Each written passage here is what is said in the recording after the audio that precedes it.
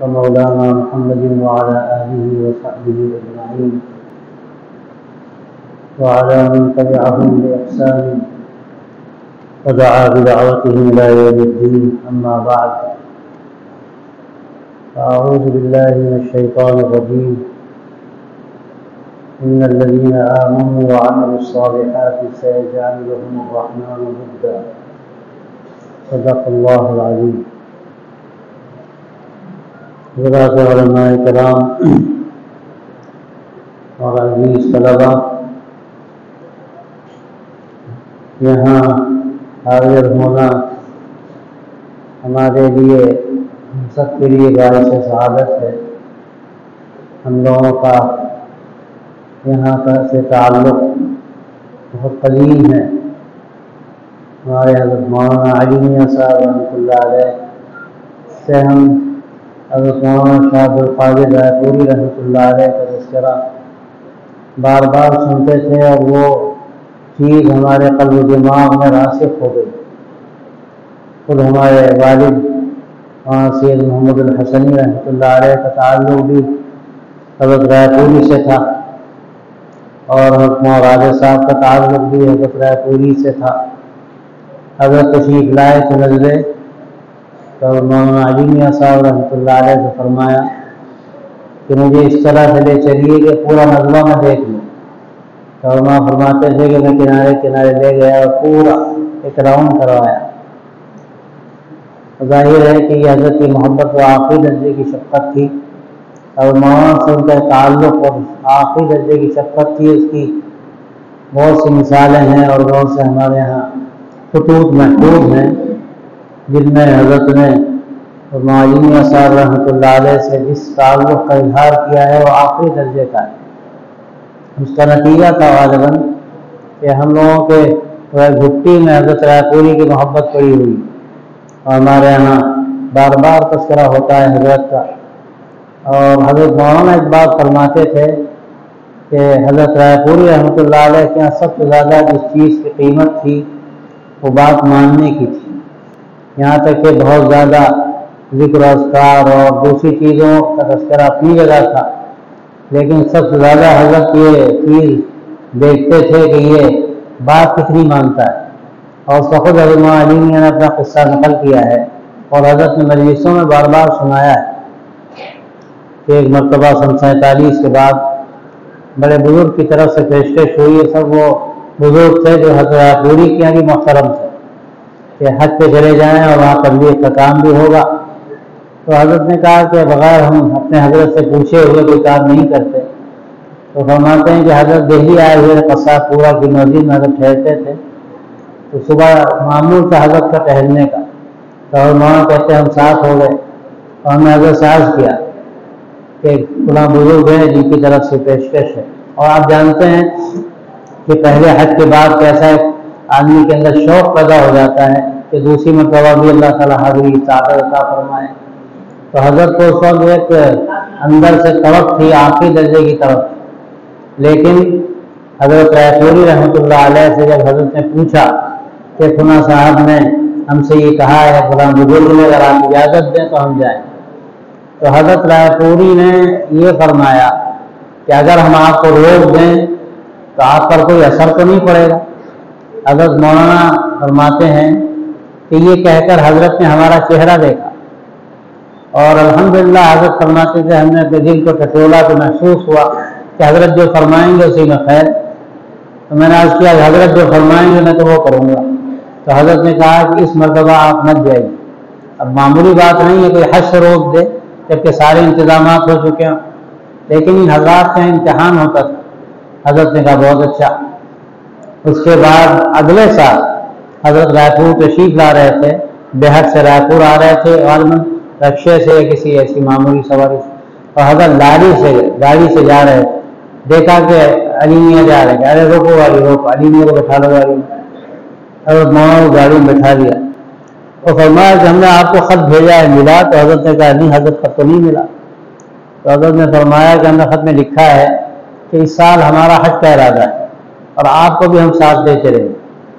اور پھر حضرت فرمانے لگے کہ حضرت نے کان کے قریب منہ لا کر کہا کہ یہ سفر ہم آپ ہی کے لیے کر رہے ہیں۔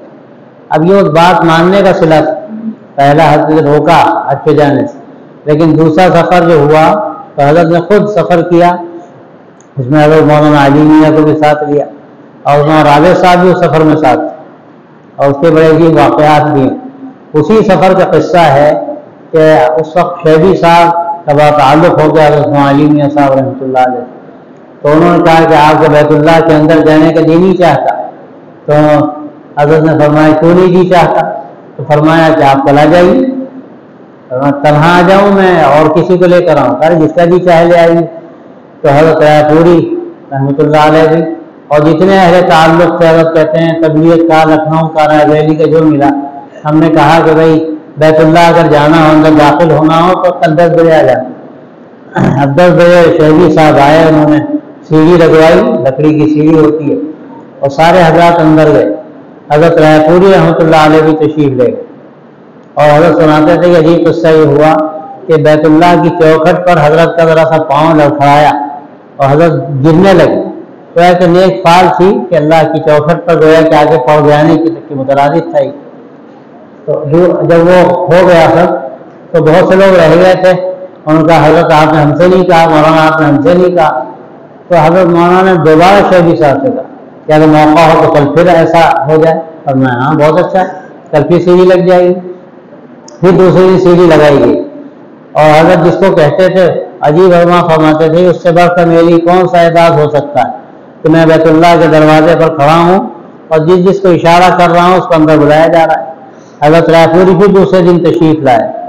یہ عجیب عزت اور کرامت کی بات تھی، لیکن حضرت نے واقعہ لکھا تو اس میں یہ شعر لکھا فارسی کا کہ میری کیا حیثیت تھی، میں تو خادم تھا، اور یہ حضرت کی برکت تھی کہ اللہ نے یہ موقع دیا۔ آپ غور کیجئے کہ ظاہر ہے کہ شیخی صاحب کا تعلق تو حضرت مولانا سے تھا، لیکن حضرت نے اس کی نسبت اپنی طرف نہیں کی، اور شعر لکھا کہ مور مسکین حوث داشت درکا برسد دست برفائے کبوتر کا تو ناگاہ رسی۔ ایک چونٹی کو تمنا ہوئی کہ بیت اللہ کے اوپر جائے، بیچاری کیسے جاتی، ایک کبوتر کے پاؤں میں لپٹ گئی، کبوتر اڑا بیت اللہ پر جا کے بیٹھ گیا، وہ بھی پہنچ گئی۔ تو حضرت کہتے تھے میرا بھی کیا ہے، میری کیا حیثیت تھی، میں حضرت کے قدموں سے لپٹ گیا، یہاں تک آ گیا، تو اللہ نے یہ شرف بھی عطا فرمایا۔ یہ ان حضرات کا طریقہ تھا، کبھی کسی بڑائی کی نسبت اپنی طرف نہیں فرماتے تھے۔ اور حضرت رائے پوری رحمۃ اللہ علیہ کے سلسلے کی خصوصیت یہی ہے، آخری درجے کی فنائیت، اور یہ اب تک ہم نے دیکھا حضرت کے جو خلفاء رہے ہیں، حضرت شاہ نفیس صاحب کو بھی دیکھا ہم نے، اور اخیر میں اور بڑے بڑے خلفاء رہے، سب سے زیادہ جو چیز ہم نے دیکھی وہ فنائیت دیکھی۔ اخیر میں مولانا رابع صاحب کو ہم نے دیکھا، اس سلسلے کے وہ مشائخ میں سے تھے۔ حضرت شاہ نفیس صاحب جو حضرت پوری براہ راست خلیفہ تھے، خود انہوں نے فرمایا کہ میں مولانا رابع صاحب کو اپنا بڑا سمجھتا ہوں، اور ہمارے سلسلے میں اس وقت ہم سب کے امیر وہ ہیں، لیکن حضرت مولانا رابع صاحب کی فنائیت کا حال یہ تھا کبھی انہوں نے اپنے آپ کو سمجھا ہی نہیں۔ اگر کوئی جوتی بھی چیزی کرے تو لگتا تھا کہ کانپ جائیں گے کہ یہ ہم تو اس لائق نہیں کوئی ہماری جوتی میں ہاتھ لگائے، اور پتہ نہیں نہ جانے دسیوں واقعات ایسے ہیں۔ تو حضرت رائے پوری رحمۃ اللہ علیہ کی جو اصل خصوصیت تھی وہ فنائیت، اپنے کو مٹا دینا، اور یہ حضرت کہتے تھے کہ یہ صفات جو حاصل ہوتی ہیں اس کے دو ہی راستے ہیں، ایک ذکر کی کثرت اور ایک اہل اللہ کی صحبت۔ یہ عجیب جملہ حضرت کا ہے، میں تو میرا خیال ہے کم سے کم 50 سال دفعہ سنا چکا ہوں۔ حضرت یہ فرماتے تھے کہ اس وقت دنیا میں جو کچھ انتشار و بگاڑ ہے، بہت توجہ سے سننے کی بات، کہ اس وقت دنیا میں جو کچھ انتشار و بگاڑ ہے اس کا سبب یہ ہے کہ اخلاص نہیں، اخلاق نہیں، اخلاص نہیں، اخلاق نہیں۔ اور پھر فرماتے تھے کہ اخلاص اور اخلاق کو حاصل کرنے کا راستہ اللہ کی محبت، اللہ کی محبت اگر ہے تو آدمی ہر کام اللہ کے لیے کرے، اللہ کے بندوں کے ساتھ اچھے اخلاق سے پیش آئے۔ اور پھر فرماتے تھے اللہ کی محبت کو حاصل کرنے کا راستہ یہ ہے کہ ذکر کی کثرت ہو اور اہل اللہ کی صحبت۔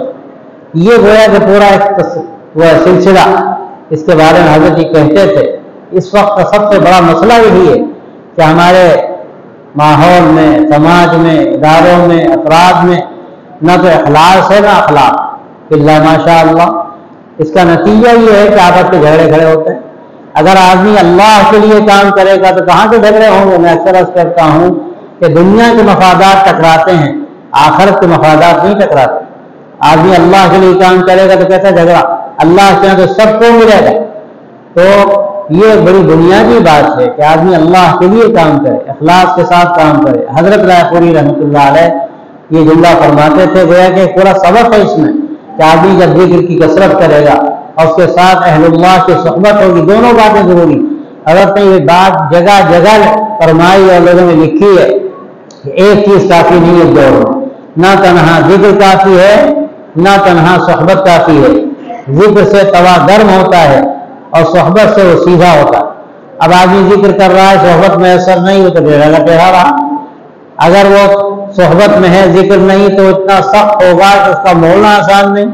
تو دونوں چیزیں ضروری ہیں، ذکر بھی ضروری ہے تاکہ وہ نرم ہو، گرم ہو اور نرم ہو، اور صحبت بھی ضروری ہے تاکہ وہ سیدھا ہو۔ اور فرماتے تھے کہ آدمی جب تک اپنی تربیت خود نہیں کرے گا اور کسی کے ہاتھ میں اپنے آپ کو تربیت کے واسطے نہیں دے گا اس وقت تک کام نہیں ہو سکتا۔ اور کرنے سے ہوتا ہے، آدمی خود محنت کرے گا تو اس کو بہت کچھ حاصل ہو سکتا ہے، اور اگر خود ہی محنت نہیں کرے گا کسی کے کرنے سے کچھ نہیں ہوتا۔ حضرت فرماتے تھے لوگ سمجھتے ہیں کہ پڑیا بنی رکھی ہے، آج اپنے حصے کی پڑیا مل جائے گی ہمیں، ایسا نہیں ہے۔ یہاں تو پیسنا پڑے گا، جو آپ کو اجزاء بتائے جا رہے ہیں وہ آپ کو اس پر محنت کرنی پڑے گی، اس کی پڑیا بنانے کے لیے اس کو پیسنا پڑے گا، پھر اس کو استعمال کرنا پڑے گا، تب کہیں جا کر وہ دوا فائدہ کرے گا۔ تو یہ ایسی جگہ ہے جہاں الحمدللہ مختلف جماعتوں کے لوگ، مختلف افکار کے لوگ جمع ہوتے رہے، اور حضرت کو اللہ نے ایسا ذوق دیا تھا کہ حضرت نے سب کو جوڑ رکھا تھا۔ مختلف زمانے جو سیاسی رجحانات ہوتے تھے وہ سارے لوگ یہاں پر آتے تھے۔ تو یہ اللہ کا بڑا فضل تھا کہ یہ سلسلہ الحمدللہ جاری ہے۔ اللہ تعالیٰ اس کو قیامت تک آباد رکھے اور قیامت تک اللہ اس سلسلے کو جاری رکھے۔ لیکن حضرت کی جو خصوصیات تھی اس پر بھی توجہ دینے کی ہم لوگوں کو ضرورت ہے کہ وہ خصوصیات بھی اسی طرح قائم رہیں۔ ظاہر ہے کہ وہ بڑے لوگ تھے، لیکن ہمیں اس کا مکلف کیا گیا کہ ہم اپنے بڑوں کے راستوں کو اختیار کریں۔ اور اصل جو وراثت ہے وہ جگہ کی نہیں ہوتی، یہ چہار دیواری اور یہ ساری عمارتیں، اس کی وراثت نہیں ہوتی، وراثت تو صفات کی ہوتی ہے۔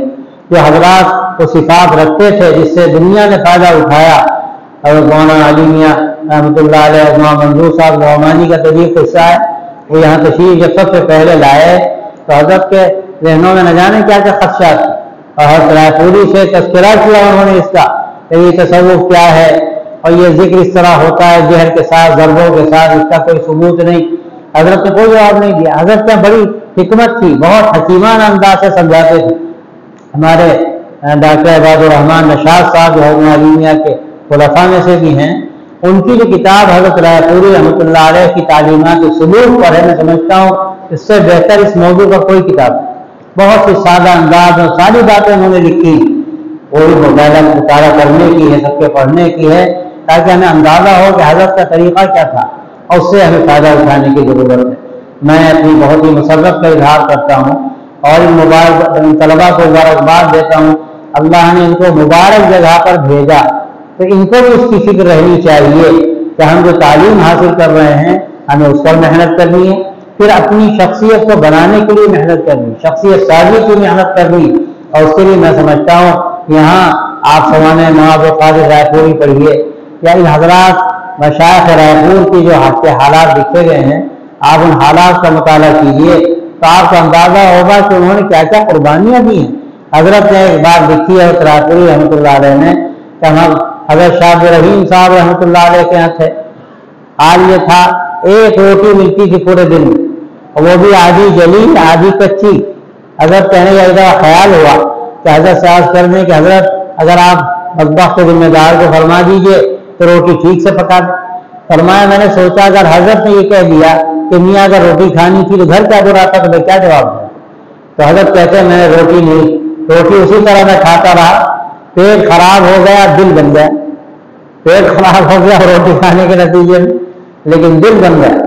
تو ان حضرات کی قربانیاں ایک مرتبہ یہ فرمایا کہ میرے پاس تو ایک جوڑا تھا اور میں ہی جمعے کی نماز پڑھاتا تھا اور میں صبح دھو لیتا تھا وہی پہن لیتا تھا، پورے ہفتے وہی پہنے رہتا تھا۔ تو ایک مرتبہ تو بدلی تھی میں نے کپڑے دھوئے سوکھ نہیں سکے، حضرت نماز میں منتظر تھے، تھوڑی دیر ہو گئی مجھے کپڑے سکھانے میں، میں آیا تو حضرت نے پوچھا کہ بھائی کیا ہو گیا؟ تو نے حضرت کو جو دھویا تھا کپڑے دھوئے تو سوکھے نہیں۔ حضرت نے آخر میں حضرت شاہ عبد الرحیم صاحب نے اپنے سارے کپڑے حضرت رائے پوری کو دے دیے اور فرمایا کہ میاں میں تم کو دیتا ہوں، میں چاہتا ہوں دنیا سے اس حال میں جاؤں کہ میرے پاس ایک حبہ بھی نہیں، یہ میں تم سے مانگ کے پہن لیا کروں گا مستعار لے کر۔ تو اس وقت حضرت نے کہا کہ ارے باولے، حضرت ایسے بولتے، ارے باولے ہم نے تو اپنے کپڑے تمہیں دے دیے، تم نے وہ پوری پہن لی۔ تو حضرت رائے پوری نے فرمایا کہ حضرت میری مجال کہ میں آپ کے کپڑے پہنوں، لیکن حضرات کے یہاں ادب و احترام اور پھر اس کے ساتھ قناعت اور قربانی، یہ ساری چیزیں عجیب تھیں کہ ظاہر اگر یہ چیزیں پیدا ہوں تو آدمی کہاں سے کہاں پہنچ جائے۔ اور پھر ایک حضرت کی خصوصیت یہ تھی کہ عالم اسلام کا ایسا حضرت کے پاس مطالعہ تھا اور ایسا جائزہ تھا کہ مشائخ کے حلقے میں کم ایسا ہوتا ہے۔ اگر میں آپ کو سناتے تھے کہ جب ہم عرب ملکوں کو جاتے تو حضرت فرماتے کہ ان بدمانسوں سے کہو کہ کارخانے قائم کریں۔ ابھی کون کہے گا شیخ کا سلسلہ یہ کہے، وہ کہتے جاؤ ان کو اللہ کا نام سکھاؤ۔ لیکن حضرت کو یہ بھی خیال تھا کہ کیا ضرورتیں ہیں سماج کی اور اسلامی سماج کیسے بہتر بنے گا، اور یہ جو مسلمان حکومتیں ہیں یہ کس طرح ان کو آگے بڑھایا جائے۔ تو حضرت کی بڑی گہری نگاہ تھی۔ حضرت اخبار کو ہوا کے سنتے تھے اور وہ خبریں جو خاص ہوتی تھیں تو حضرت دوسروں کو بھی کبھی بتاتے تھے۔ تو یہ وہ خصوصیات ہیں جس کے نتیجے میں پورے ملک کے بڑے بڑے علماء، بڑے بڑے مشائخ اور مختلف فکر کے لوگ حضرت سے وابستہ ہوئے، اور الحمدللہ اللہ نے ان کو بڑا مقام عطا فرمایا۔ اللہ کا شکر ہے کہ الحمدللہ یہ سلسلہ جاری ہے، اللہ سے قیامت تک جاری رکھے۔ میں آپ کو مبارکباد دیتا ہوں کہ اللہ نے آپ کو یہاں توفیق دی آنے کی، آپ علمی فائدہ بھی اٹھائیں، اور اس کے ساتھ ساتھ یہاں کا جو ماحول ہے، دینی ماحول ہے، روحانی ماحول ہے، آپ اس سے بھی فائدہ اٹھائیں کہ یہ ہماری بنیادی ضرورت۔ ہمارے اندر اگر اخلاص نہ پیدا ہو تو کچھ نہیں، اور اخلاصی سلوک میں سب سے بنیادی چیز ہے۔ حضرت شیخ الحدیث رحمۃ اللہ علیہ سے حبیب الرحمان صاحب نے پوچھا ایک مرتبہ رئیس الاحرار کہ یہ بتائیے کہ تصوف کیا بڑا ہے؟ تو حضرت نے کہا کہ بس دو باتیں سمجھ لیجیے، اس کا آغاز انما الاعمال بالنیات سے ہے اور اس کی انتہا ان تعبد اللہ کانک تراہ ہے۔ تو یہ بنیادی چیزیں ہیں۔ تصوف کو فلسفہ نہیں ہے، اور سب سے زیادہ ہمیں محسوس کیا کہ حضرت کے سلسلے میں حضرت رائے پوری کے ہاں بالکل کوئی فلسفہ آپ کو نظر نہیں آئے، سیدھا ذکر اور صفات پر زور اور اس کے اعتبار سے فی تربیت میں اسی کی ضرورت ہے۔ اللہ تعالیٰ ہم سب کو توفیق دے اور ہمیں بھی بار بار آنے کی اور فائدہ اٹھانے کی توفیق دے۔ الحمدللہ حضرت رائے پوری کے جو حالات لوگ پڑھتے ہیں بہت کا اثر پڑتا ہے، فائدہ ہوتا ہے۔ اور معلومیہ صاحب کی کتاب اتنی شاہکار ہے، اور نشاط صاحب نے بھی تعلیمات سلوک کا لکھا، بڑی اہم چیز ہے اور آپ حضرات سے پڑھنے کی ہے۔ اللہ تعالیٰ ہم سب کو فائدہ اٹھانے کی توفیق عطا فرمائے، اور اللہ تعالیٰ اس حاضری کو قبول فرمائے اور خیر کا ذریعہ فرمائے۔ وآخر دعوانا ان الحمد للہ رب العالمین۔